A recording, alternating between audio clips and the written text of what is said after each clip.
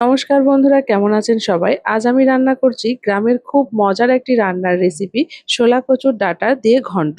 প্রথমেই আমি এখানে শোলা কচুর ডাঁটাগুলো ভালোভাবে কেটে ধুয়ে পরিষ্কার করে নিচ্ছি। এবারে চুলায় একটা সসপ্যান বসিয়ে সামান্য জল দিয়ে শোলা কচুগুলোকে ভালোভাবে সেদ্ধ করে নিচ্ছি। কচুগুলো ভালোভাবে সেদ্ধ হয়ে গেলে কচুগুলো থেকে ভালোভাবে জলটা ঝরিয়ে নিব। এবার চুলায় একটি কড়াই বসিয়ে তেল গরম করে দিয়ে দিচ্ছি কিছু কালো জিরা ফোড়ন। এরপর দিয়ে দিচ্ছি একটু বেশি করে পেঁয়াজ ও রসুন কুচি। এবারে দিয়ে দিচ্ছি বেশি করে কাঁচামরিচ। কচু রান্নায় কিন্তু একটু বেশি করে পেঁয়াজ, রসুন আর মরিচ দিলে এর স্বাদ আর ঘ্রাণ দুটোই কিন্তু বেড়ে যায়। তাই চেষ্টা করবেন একটু বেশি করে দিতে। এবার পেঁয়াজ রসুনগুলোকে ভালোভাবে লাল করে ভেজে নিচ্ছি।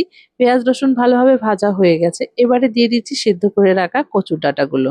এখন দিয়ে দিচ্ছি স্বাদ মতো লবণ আর হলুদের গুঁড়া। একটু কিছুক্ষণ রান্না হওয়ার পর দেখবেন কচু থেকে কিছুটা জল বের হবে। এই জলটা শুকিয়ে না যাওয়া পর্যন্ত একটু পরপর নাড়াচাড়া করে দিতে হবে। খেয়াল রাখবেন যেন কড়াইয়ের তলাটা লেগে না ধরে। তবে রান্না করতে করতে যখন কচুর অতিরিক্ত জলটা শুকিয়ে মাখা মাখা হয়ে আসবে, তখন ১ চামচ গরম মসলার গুঁড়ো দিয়ে ভালোভাবে মিশিয়ে নেব। আরো ১ মিনিট রান্না করে চুলা থেকে নামিয়ে নিলেই তৈরি হয়ে যাবে সুস্বাদু শোলা কচুর ডাঁটা দিয়ে ঘন্ট।